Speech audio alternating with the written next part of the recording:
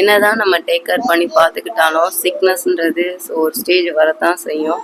So அந்த மாதிரி இருக்கிற டைமில் நம்மளை மட்டும் இல்லை ஃபேமிலியையும் சேர்த்து டேக் கேர் பண்ணுறது இன்னும் நமக்கு ஒரு சேலஞ்சிங்கான டாஸ்காக தான் இருக்கும். ஒரு 2 டேஸாக கோல்டு காஃப்ன்னு இருந்ததில் ரொம்ப டயர்ட் ஆயிடுச்சு. ஹாஸ்பிட்டல் போகாமல் மேனேஜ் பண்ணிடலான்னு பார்த்தேன், பட் முடியலை.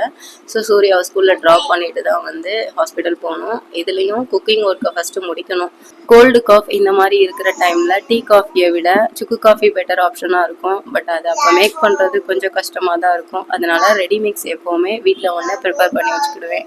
சுக்கு, மல்லி, ஏலக்காய் இது எல்லாத்தையும் ட்ரை ரோஸ்ட் பண்ணி பனங்கற்கண்டு சேர்த்து பவுடர் பண்ணி ஸ்டோர் பண்ணிக்கிடுவேன். இந்த பவுடரை கொதிக்கிற தண்ணியில் ஒரு 2 ஸ்பூன் ஆட் பண்ணி அது கூட கொஞ்சமாக டீ தூளும் வந்து ஆட் பண்ணி ஸோ இந்த ட்ரிங்க்ஸ் எடுத்துக்கும் போது கொஞ்சம் பெட்டர் ரிலீஃபாக இருக்கும். ஸோ மார்னிங் எனக்கு இந்த ட்ரிங்க் தான் ரொம்ப ஹெல்ப்ஃபுல்லாக இருந்துச்சு. ஃபைனலாக இன்னைக்கு லஞ்ச் பாக்ஸுக்கு கீரை, அது கூட ஒரு ஆம்லேட் மட்டும் வச்சு இன்னைக்கு சூர்யாவோட லஞ்ச் பாக்ஸ் ரெடி பண்ணியாச்சு. பாய்.